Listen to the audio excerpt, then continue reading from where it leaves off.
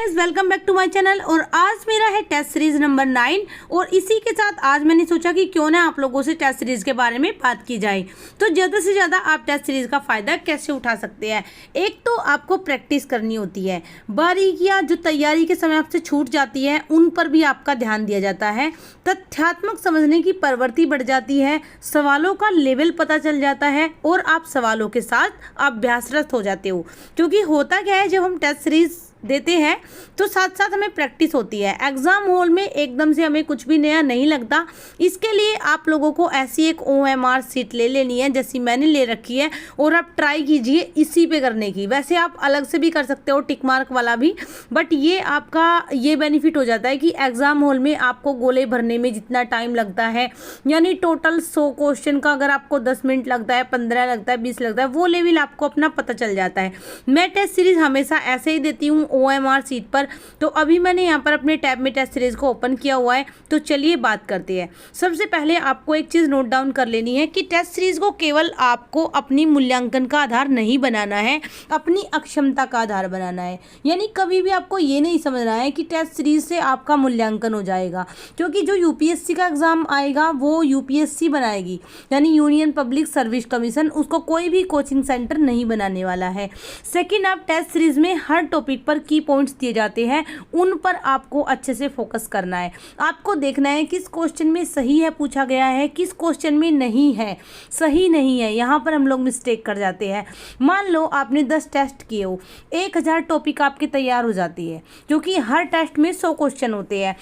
तो इससे ना आपकी एग्ज़ाम में आने की संभावना बढ़ जाती है। अगर 1000 टॉपिक आपके तैयार है और आपके उसमें से 10 भी मिल जाते हैं, 15 भी मिल जाते हैं, वैसे तो रिपीटेड होते हैं।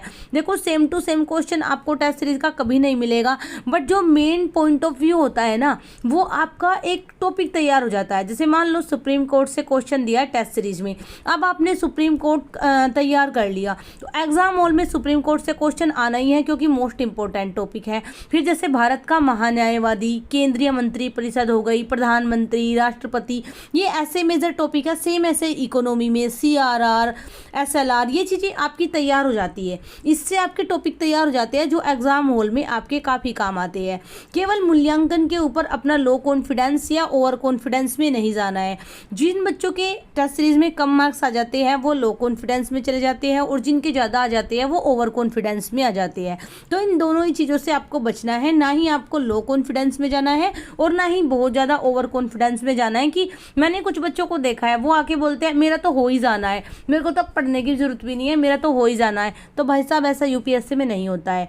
सोल्व करने के तरीके मैं आप लोगों को बता दूं। फर्स्ट स्टेज में आपको ओनली वही क्वेश्चन अटेम्प्ट करने हैं जो आपको अच्छे से आते हैं। अच्छे से पढ़ना है, प्रश्न की आकृति प्रकृति सारी समझनी है कि एग्जामिनर क्या पूछ रहा है, सोल्व करना है और समय पर ध्यान नहीं देना है। सबसे ज़्यादा आपको राइट आंसर पे ध्यान देना है। बच्चे हड़बड़ी में C की जगह B गोला भर देते हैं और B की जगह D, तो ये चीज़ से आपको बचना है। सेकंड स्टेज आपकी जो सही है उनको देखना है, जो गलत है उनको भी देखना है, और इसमें आपको तुक्का भी लगाना है थोड़ा थोड़ा सा। कैसे लगाना है वो मैं आप लोगों को समझा दूंगी। अब से प्रीलिम्स तक आपको प्रीलिम्स की ही वीडियो ज़्यादा मिलेगी, बस बीच में आपको एक वीडियो सोशियोलॉजी ऑप्शनल के ऊपर मैं आप लोगों को देने वाली हूँ। तो आपको फर्स्ट स्टेज में उन्हीं क्वेश्चन को करना है जो आपको क्लियरली आते हैं। सेकंड स्टेज में आपको वो करनी है जो थोड़े थोड़े आते हैं। अब जैसे एग्ज़ाम हॉल है, एग्ज़ाम हॉल मानकर ही आपको अपने घर में भी टेस्ट सीरीज देनी है। इससे आपको अपना टाइम कम करना है। जैसे जैसे आप टेस्ट सीरीज देते जाओगे, यानी एक दिन दी, दूसरे दिन दी, तीसरे दिन दी, आपका टाइम धीरे धीरे कम होता चला जाएगा। इस अवस्था में आपको 100 क्वेश्चन एनालाइज का एक नोट्स की तरह तैयार करना है, और टाइम उतना ही कर लेना है जितना एग्जाम हॉल में होता है। क्योंकि जब आप एग्जाम हॉल की तरह तैयारी करते हो ना, तो एग्जाम हॉल में आपको कुछ भी नया फील नहीं होता। ऑलरेडी आपको लगता है कि 10-15 बार मैं ये एग्जाम दे चुका हूँ। तो इस अवस्था में आपको 100 के 100 एनालाइज का एक नोट्स की तरह तैयार करना है, बट नोट्स नहीं बनाना है। जो टेस्ट सीरीज होती है उसके पीछे जो एनालाइज दिया हुआ होता है उसी में अंडरलाइन एंड हाईलाइट करना है। और यहाँ पे एक चीज़ मैं आप लोगों को और बता दूँ कि आप लोग ना जैसे एग्ज़ाम हॉल में जाते हो तो जो बच्चे फर्स्ट टाइम जाते हैं उनको भी मैं एक चीज़ बोलूँगी कि एकदम अपने आप में कॉन्फिडेंट रहे, ओवर कॉन्फिडेंट नहीं बट कॉन्फिडेंट रहे, क्योंकि कई बार क्या होता है आते आते क्वेश्चन भी गलत हो जाते हैं।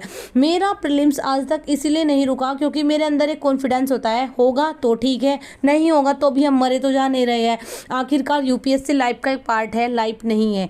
तो नोट डाउन करनी है आपको ये चीज़ कि टेस्ट सीरीज़ की गिनती पर ध्यान न देकर आपको उनसे कितना सीखा है इस चीज़ पर ध्यान देना है। कुछ बच्चे काउंटिंग करते रहते हैं, मैंने 30 कर ली, मैंने 35 कर ली। तो देखो हर बंदे की अपनी कैपेसिटी होती है, हर बंदे का अपना एक लेवल होता है। कुछ बच्चे 2 3 4 5 करते हैं, कुछ बच्चे बहुत ज़्यादा करते हैं। तो वो डिपेंड करता है आपकी मेंटल स्टेबिलिटी क्या है, आप कितनी टेस्ट सीरीज देकर आप प्रीलिम्स क्वालिफाई कर सकते हो। देखो मेरा मेंस रुका है, मेंस मुझसे क्लियर नहीं हुआ, एक बार वन टाइम मैंने मेंस क्लियर किया है but one time second time नहीं हुआ, बट प्रीलिम्स मेरा नहीं रुका है। वो उसका एक यही कारण है, अगर आप एक प्रॉपर स्ट्रेटजी से जाओगे ना एग्जाम हॉल में तो आपका प्रीलिम्स कोई नहीं रोक सकता। तो चलिए अभी आपको प्रीलिम्स के लिए बेस्ट ऑफ लक।